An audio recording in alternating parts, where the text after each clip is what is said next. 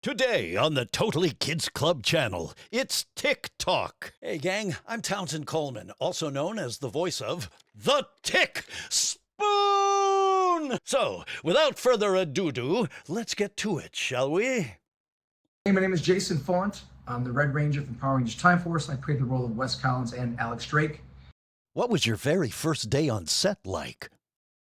Well, it was, as confident as I was going in, it was a little daunting. I remember there was the first scene where I came in on the motorcycle and met Jen, and I remember seeing like 40 staff and production.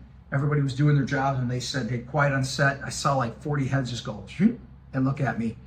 And that threw me off a little bit, seeing everybody suddenly watching, wondering who this new Red Ranger was, how good he was going to be.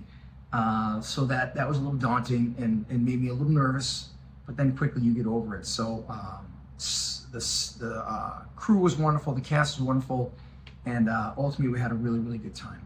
Did you realize at the time just how big your show would become? Never. I did the show. I was on the show for 8 months. I was off the show. They had already replaced me with the next Red Ranger. And years later, they asked me to come back to a convention I'd never been before. I thought I was going to be the guy in college coming back to the high school prom, so I was not excited to go. But there was this huge fanfare that I was unaware of, with the nostalgia and the action figures and the comic books, and there was this huge love and support. So I never realized that this show would be bigger now than it was when I was on it 25 years. So what an amazing surprise and journey that I've been on.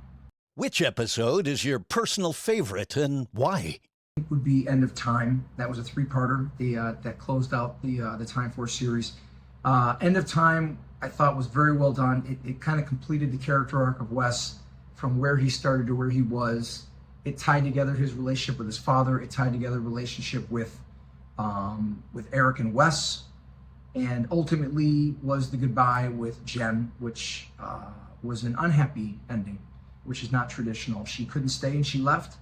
And so I think End of Time was very memorable because it dealt with real issues. And not all of life is a happy ending. So I thought they did that very, very well. Did you happen to keep any props, costumes, or memorabilia from the show? No, I did not. They did give me my morpher that I wore in the show. I did keep the morpher, and they gave me my Wes Collins. Wardrobe. But everything else, I said, don't take anything. Don't try and put it in your bag. And we all were like, okay. And the funny thing was, I thought, well, why would I want to keep this stuff? I don't understand. It's a prop from a show. We did it. We're moving on. Nobody thought that it would become so valuable and be sold later, years and years later. But I did buy my suit from the Heritage auction sale. So ultimately, I did get the Red Ranger suit. But in hindsight, I wish I would have just said, like, hey guys, you got a bunch of these. Can I please just have one? I don't think they would have really said no, but none of us asked. If you could relive one moment from the series, what would it be? Boy, that's a great question. I don't know. I think the last episode, End of Time, where we were all saying goodbye, that was sad. And I think I would really have kind of tried to soak that moment in. The goodbye with Jen, which became such a huge part of the Power Rangers folklore. I just think really taking my time with those. I was afraid of the emotion at the time, afraid of going too deep into the goodbye. And I think if I really just embraced that, maybe the ending would have had a little more emotion to it, which I kind of wish it did. And maybe it would have been fun to have just kissed Jen.